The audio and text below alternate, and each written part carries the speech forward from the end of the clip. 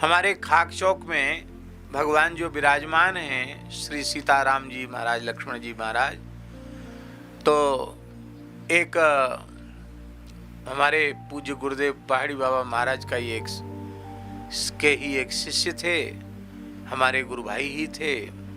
हमारे सामने की घटना नहीं है, पुरानी घटना है। तो उनके मन में आया कि पुराने ठाकुर जी हैं, ने सब बढ़िया साफ निकले हमें। तो वो महात्मा ज्यादा विचार नहीं किए, गर्म पानी में सोडा घोले। सोडा होता ना सफाई के लिए, पहले महात्मा लोग गर्म पानी करके सोडा डाल देते, उसी में कपड़ा धो लेते थे। तो उसी में सोडा डाल के और उसी में साफ कपड़ा डाल के और गरम गरम कपड़ा से सोडा के पानी से श्री राम लक्ष्मण जानकी जी तीनों सरकार को और श्री पहाड़ी बाबा के श्रीअंग को भी और उससे सुखदेव जी सबको उन्होंने बढ़िया से रगड़ रगड़ करके उनका मार्जन किया। और बड़े खुश हुए कि देखो भगवान एकदम भक्क सफेद निकले आए, बढ़िया लग पुराने। और महाराज जी उस समय कलकत्ता में थे, श्री गुरुदेव भगवान पहाड़ी बाबा महाराज कलकत्ता में थे, एक भक्त के यहाँ थे। तो अर्धरात्रि के समय महाराज जी रात्रि को 2 बजे तो उठ ही जाते थे, 2 बजे बैठ जाते थे ध्यान में पहले। और उनका तो योग सिद्ध महापुरुष थे, निरंतर ही जब ध्यान उनके निरंतर ही अजपा खुला हुआ था उनका, और रोम रोम से भगवान नाम प्रकट हो, इस कोटि के वे दिव्य महापुरुष थे। आहार बहुत सूक्ष्म था और निद्रा भी बहुत सूक्ष्म थी। तो उनको ठाकुर जी की आवाज सुनाई पड़ी, जग गए महाराज, उठ के बैठे, कोई स्वप्न नहीं, उठ के बैठे तो तीनों सरकार और श्री पहाड़ी बाबा सामने खड़े महाराज के, मूल पुरुष। तो महाराज जी कहते हमने देखा कि ठाकुर जी का शरीर लाल लाल हो रहा है, एकदम छाले आ गए हैं लक्ष्मण जी के, जानकी जी के। और श्री पहाड़ी बाबा तो कह रहे हैं कि हमने तो जीवन में विभूति ही चढ़ाई है और कुछ हमने किया नहीं, हमको तो बहुत जलन हो रही, हमारे तो सब शरीर छिल दिया कपड़े से रगड़ रगड़ करके, सब शरीर छिल गया हमारा, बहुत जलन पड़ रही है बाबा बोले। और तीनों सरकार यही करें बहुत जलन पड़ रही है। तो महाराज जी ने पूछा कि जय जय क्या हो गया आपको? तो उन्होंने सारी बात बता दी।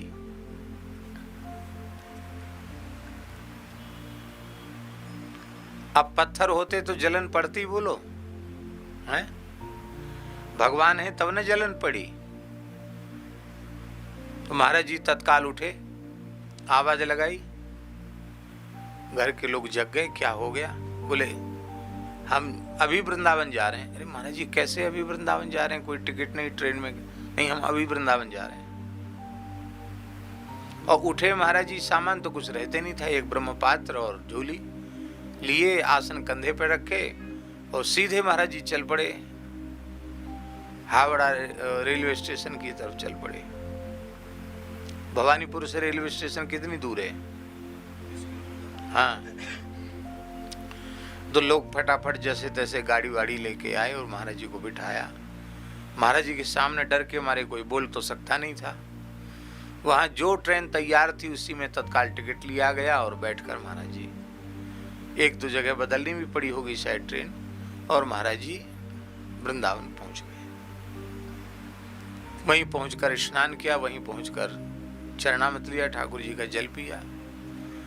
और जैसे ही महाराज जी मंदिर में गए, ध्यान से सुनो, जैसे ही महाराज जी मंदिर में गए तो वहां क्या देखा कि जो कलकत्ता में दिखाई पड़ा था दृश्य, वही दृश्य प्रत्यक्ष मंदिर में भगवान के श्रीअंग में छाले फपोले पड़े हुए। महाराज जी रोने लग गए। और जो पुजारी था, फिर महाराज जी तो महाराज जी थे, त्यागी तपस्वी महात्मा, नीम से बांध करके पूजा की बढ़िया से, वो सेवा पूजा।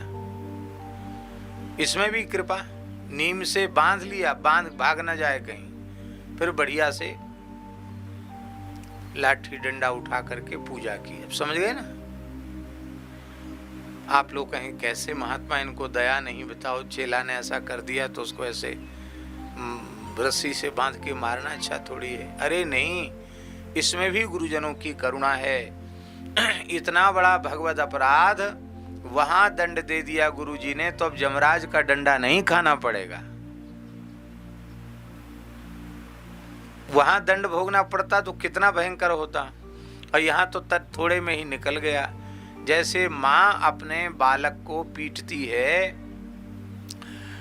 और कोई दूसरा कहे कि अरे तुम थक गई होगी, हम पीट देते हैं तुम्हारे बालक को, तो स्वीकार करेगी? बिल्कुल स्वीकार नहीं करेगी। उसके पीटने में भी वात्सल्य है।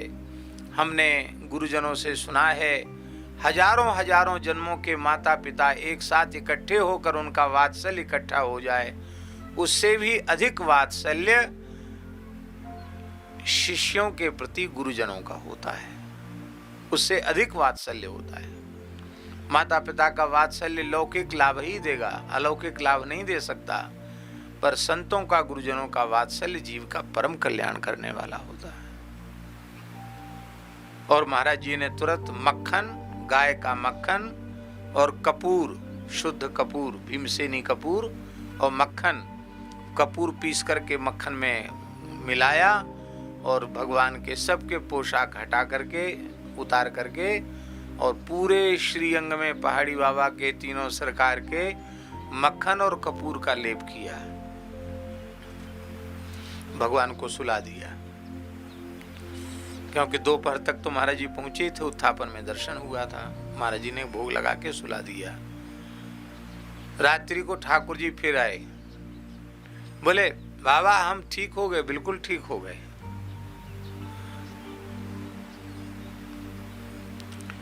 इसका मतलब है कि अर्चावतार रखने वाले लोगों को भी भगवान की सेवा में सावधानी करनी चाहिए। कि नहीं कि पीतल के ठाकुर जी तो चलो पीतांबरी से रगड़ दो, और अब उसके ठाकुर जी तो चलो सर्फ से रगड़ दो, ठीक तो निकालना, उनको उजला ही तो करना है।